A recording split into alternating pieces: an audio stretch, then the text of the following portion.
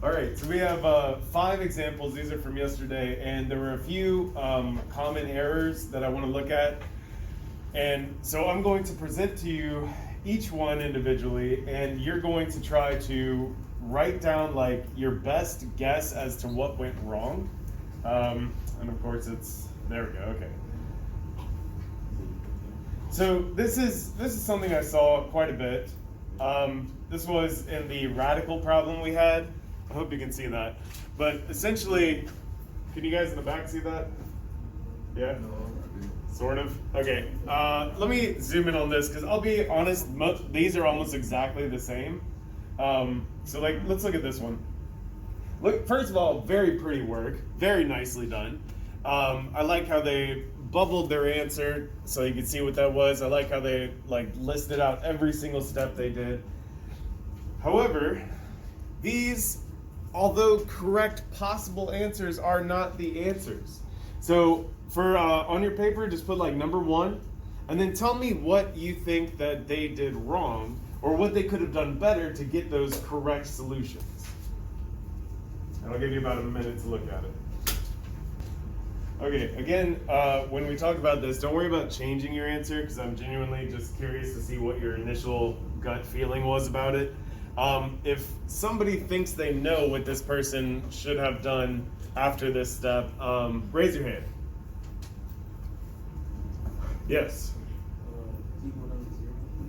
Equal them to 0. Well, they do have this part right here where it's the 2 factors set equal to 0, which I think is how they got. Oh, actually, okay, I could see that. So let's talk about this part where they did set them equal to 0. Can you see a mistake from here to here? I didn't even catch this. They didn't flip the signs, exactly. So it is set equal to 0, but they forgot to say that that should be positive 5 and it should be negative 8. Okay, so besides that though, is there something else here that they could have done better? That's a good catch. I didn't even see that one. Raise your hand if you think you know. Yes. Wait, say it again. Yes, that is the key for this type of problem. When you have the radicals mess stuff up. Things can get messy with them. So here, when you solve for your possible values, you have to plug those back in to see which one gives you a true statement. So what's interesting is like, even though this is a lot of work and it's done pretty well, except for this very last step, even with those 2 solutions, if you plug them back in, you should find for this problem that there was no real solution. Neither one of these possible solutions actually made this a true statement. So hopefully yesterday when we were working it, you got no real solution. I think about a third of you that got this, and then about a third of you that did get no real solution, and then about a third that just got stuck. Thank you, appreciate your participation. Let's check another one.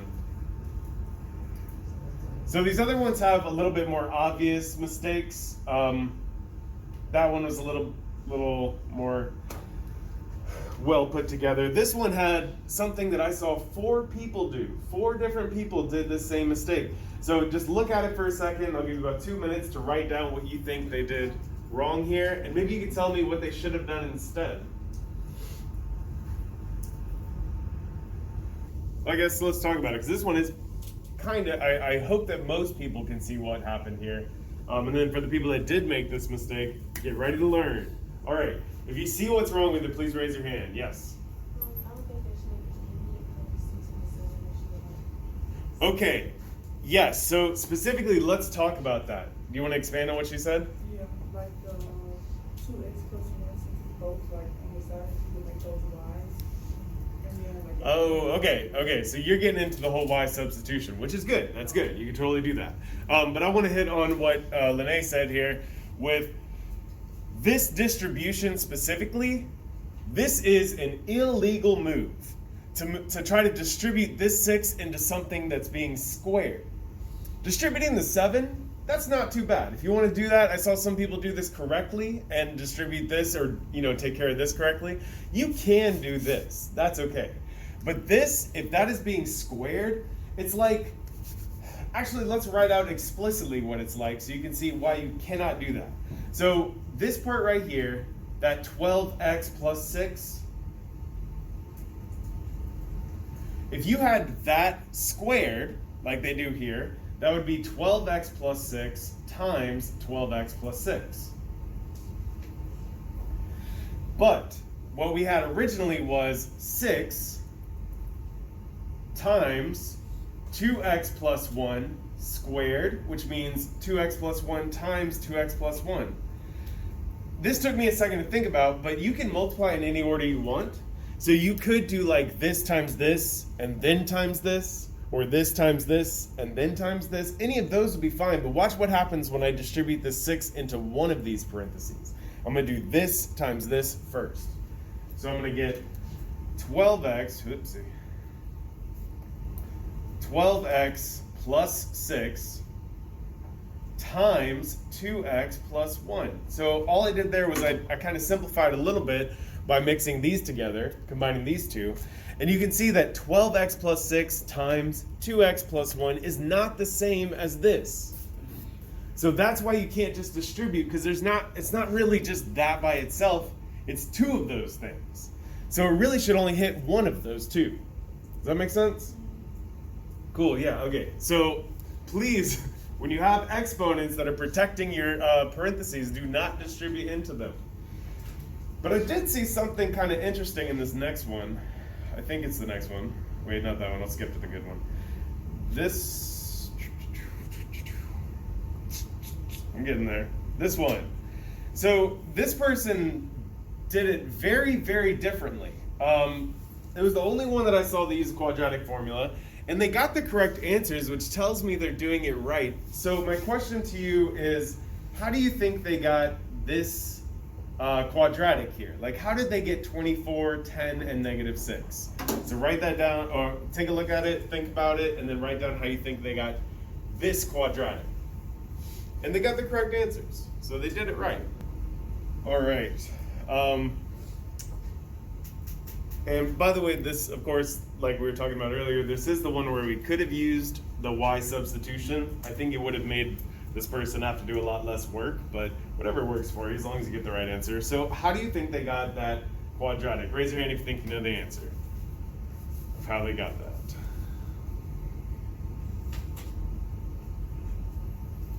At least one person should know, because this is somebody in the class. How did they get that? Yes?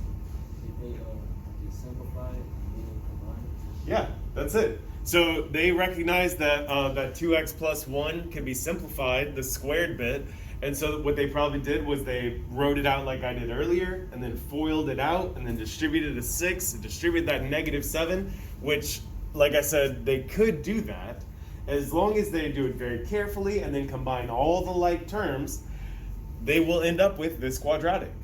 So that's nice.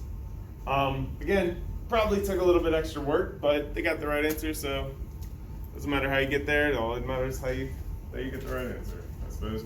All right, we got two more to look at real quick. This one has a pretty simple mistake in it, and there's one part of the work that got cut off here.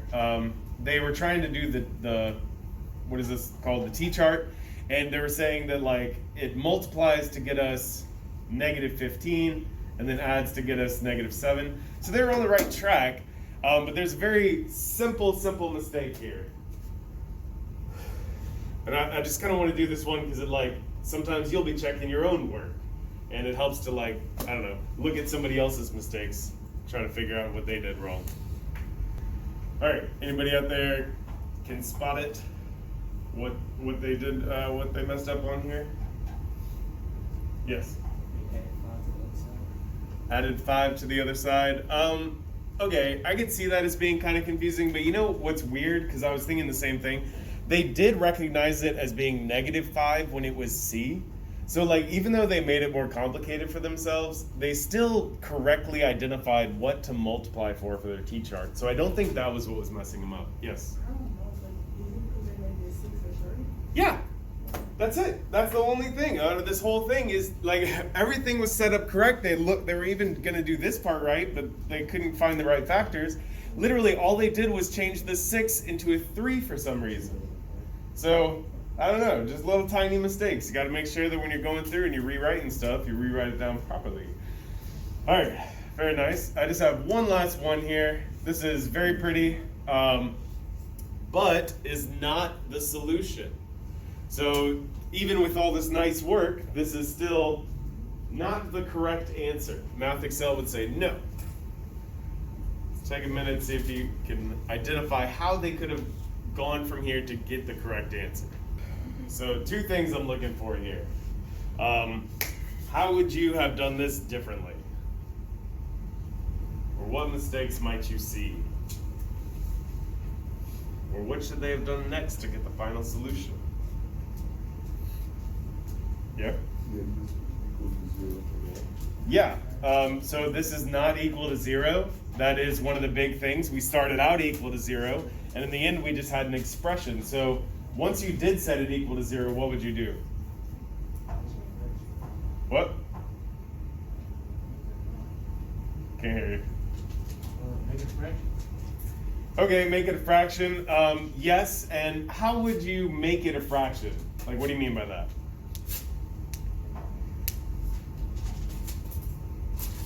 Or like, what would one of your fractions be?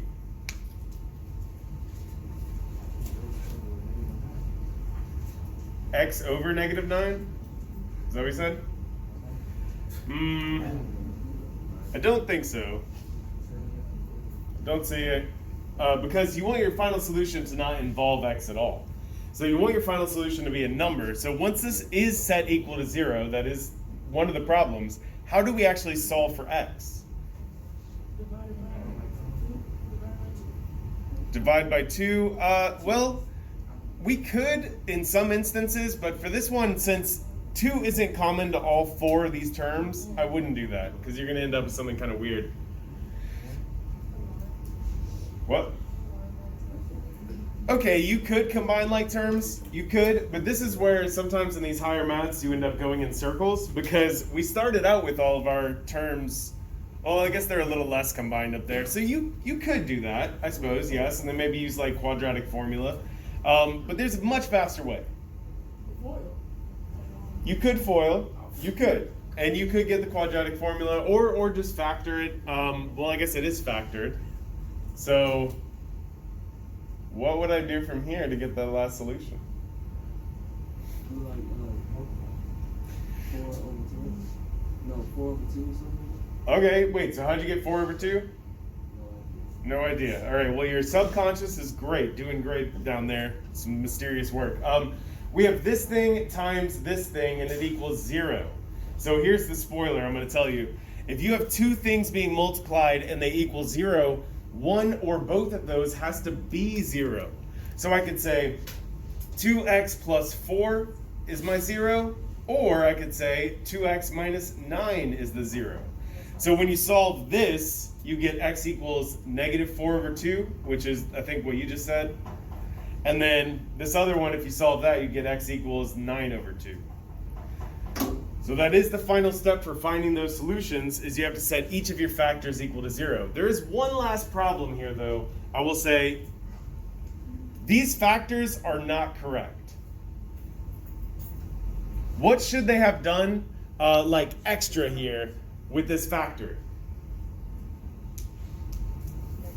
It's a certain method that we use.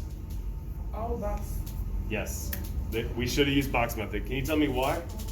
I just know they have an exponent. Not an exponent. They have a number in front of